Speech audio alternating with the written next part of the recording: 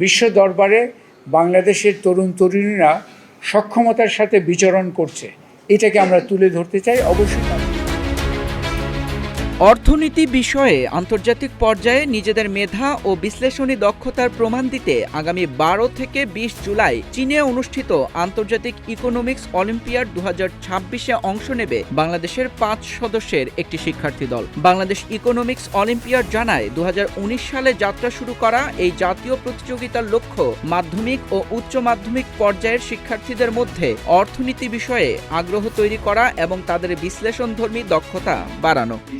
দেন 5 জনকে নিয়ে আমরা আজকে এখানে এসেছি। এই যে দীর্ঘ যাত্রায় সবচেয়ে বেশি সহযোগিতা এবং স্পন্সরে যারা ছিলেন তারা হচ্ছে সিটি ব্যাংক, ব্র্যাক ব্যাংক এবং কুমারী ব্যাংক।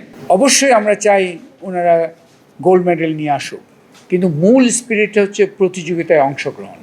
বিশ্ব দরবারে বাংলাদেশের তরুণ তরুণীরা সক্ষমতার সাথে বিচরণ করছে, এটাকে আমরা তুলে ধরতে চাই। অবশ্যই তার সাথে আমরা এবং ওরা সর্বোচ্চ চেষ্টা করব।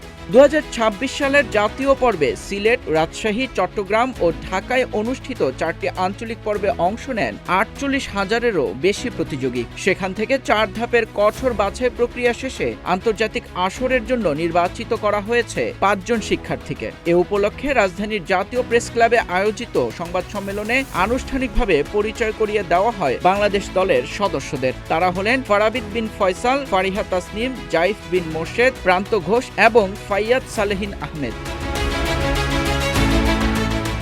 দলের সঙ্গে প্রতিনিধি ও পর্যবেক্ষক হিসেবে চীনে যাবেন বাংলাদেশ ইকোনমিক্স অলিম্পিয়াডের সভাপতি মোহাম্মদ আল আমিন পারভেজ, সাধারণ সম্পাদক রাফিদ আবরার এবং head of communication and event management Mohammad Al Amin Rakib. বিশ্বের বিভিন্ন দেশের শিক্ষার্থীদের সঙ্গে প্রতিযোগিতায় অংশ নিয়ে বাংলাদেশের তরুণরা কতটা সফলতা অর্জন করেন সেদিকেই এখন নজর শিক্ষাঙ্গন ও অর্থনীতি সংশ্লিষ্ট মহলের। দেশের জন্য গৌরব বয়ে আনবে তারা, এমনটাই প্রত্যাশা সকলের।